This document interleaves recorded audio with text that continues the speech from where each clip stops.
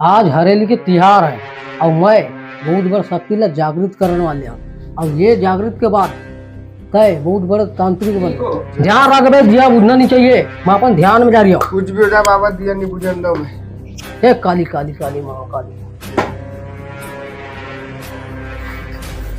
बहुत गर्मी लगत है बाबा, भी गर्मी लगत है। पंखा चालू करता हूँ।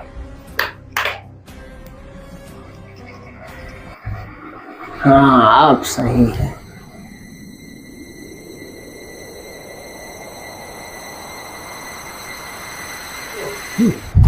गर्मी लगत रहा है तो पंखा चालू कर दिया, कुछ गलत थोड़ी। आंसू भरनी सीख सको बाबा